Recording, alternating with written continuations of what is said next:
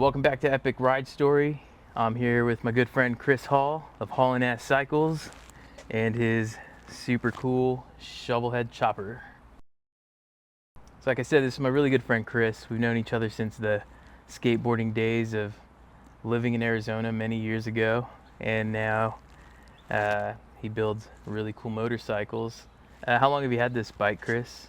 About 3 or 4 years. Nice. And what all have you done to it? I know you've done a lot to it. Yeah. Probably more than you can mention, but. So we picked it up from this cool dude, Jack. And it was originally it's an 83 FXE. And it was definitely his style. Had a lot of skeleton hands on it, which is not me. I really dig like 60s and 70s choppers. So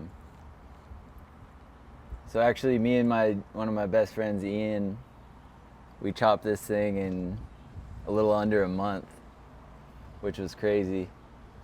Ran into a lot of problems we didn't expect, because it being an 83, these frames are actually closer to an Evo frame than the earlier Shovelheads. So instead of castings right here, it's all boxed out in plate. And then the backbone's actually like pinched down. So he whipped up this this funny looking thing on his lathe. We cut it in half, hammered that thing in there with a torch, bent it a little bit, straightened it out. I got this hardtail kit. It's the Repop, forget what it is, early panhead style, cast axle plates, and it's the seat post back, which is cool because it has the cross through for the mechanical brake, which I like. Keep things simple and clean. Yeah, when we picked it up, I ran it in the swing arm for a little bit, changed it a couple times, had split tanks on it. That was a hard decision, but this tank I got, eight or 9 years ago from one of my good friends, JP Rodman. It's a nice tank. I just love this thing. It's been on every chopper I've ever ridden for at least some point in time, and I think this is where it'll stay. So I decided to ditch the split tanks, running that.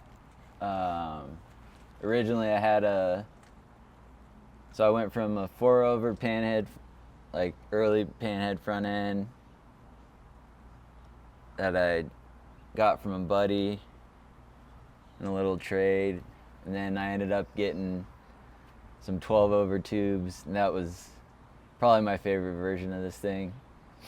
It's definitely kicked up with no rake, but really dug that style. Ended up getting in a wreck. I was all right somehow, but the bike was pretty much not all right. Yeah. So this is the new version. It's I think a 4-over early wide glide. Still got the panhead brake on it, and I did dual headlights. Got these old risers when I don't even remember when. Got this piece of 1-inch tubing, or solid bar, I mean, and then I got these Flanders risers, and then these handlebars my buddy Scotty at Airspeed Cycles made custom for me, which is really badass. Check him out. Made the sissy bar. Ran a 2-up seat on it for a while, and then decided to go to a solo seat. My friend John recovered that P-pad and gave it to me, which was really cool. I definitely like having the sprung solo seat on there with these Tucson roads. Originally it had a cow pie transmission on it, and I took that thing out. That's actually what I traded for this front end, or the original front end that was on it. When we finished it, let's see. It's got an early repop panhead style oil bag on it, Super E carburetor, 80-inch motor. Put these older floorboards from the swap meet on it. I dig them. Had some mids on it before that. And you were saying that that saved your bike when you got in the crash? Yeah, the tank was fine too. Thank God. So I love that thing. Just got the headers on it right now because I had cocktail shakers on it before, and those things are pancaked now. But somehow I launched off my bike and I was okay.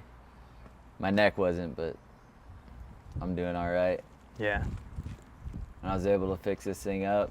My buddy Jeff gave me these fork tubes and lowers, helped me get back on the road. And then I got another transmission from a buddy that was pretty fresh inside, but it was cracked to hell. So I went through the whole thing, built that transmission, got this old pig snout cover at the swap meet. Leaks, but not too much. They all leak. Just enough, just the right amount of leakage. But yeah, got that thing going, put a BDL open belt on it. It's got the foot clutch, hand shift set up. Yeah, man, I love this bike. It's actually the first big twin I built for myself, which is a big deal for me. Probably keep this one forever. Yeah. You think it being the first big twin you built for yourself is the reason, or? Probably because it's the first one. Yeah. But yeah, this thing rips. Yeah, and it kept you safe-ish when somebody pulled out in front of you, so. Yeah, those 12 overs are like that now. I think those saved me a little bit too. Yeah. But yeah, I have a 68 XLCH in a Denver's frame that is also a close second to this one. Just to ride both of them. That thing, me and Ian did all the body work and paint on. That was the first time I had painted a bike, and so when I get that thing going again, my plan is to pull this thing apart, and one of my best friends up in Phoenix, Mike, is gonna match the frame to the tank, to that blue. I don't know if we'll do some flames on there or something. But yeah, it's pretty straightforward, simple.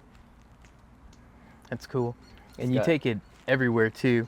I follow you a lot since I don't live close anymore, so I have to watch you from afar. Yeah. But watch all your adventures heading down to Bisbee. Yeah. Like all the local shows, and like even to Santa Fe in New Mexico, right? What was that one, the New Mexico show? So that was in Raton. That's actually when me and Ian finished it, and we were up till about midnight, and we got the list down to like nothing, and it fit. I could ride it on the cat, but we ended up loading our bikes in the truck, which was cool anyways because it was rain the whole way. And I ended up finishing it up in JP's shop over there. So my first ride on this bike was in Raton, and it's beautiful out there. Used to do the run to Raton at a shop, and yeah, it used to be really cool, man. Everybody camped in the lot across the street and met a lot of people through that. I like it more that it's not a trailer queen. It's not like something that's like eye candy in the corner. This is like when the weather's right, this is like your daily. Yeah, dude. It's a rider for sure. So what's this chain hanging around your risers? So that was my dog Tallulah. That was her chain. She passed away a little over 6 years ago now. Actually, the original name of my garage was Lou's Choppers. She was my best friend, so I keep that on any chopper that I ride the most, just to keep with me. That's cool. Yeah.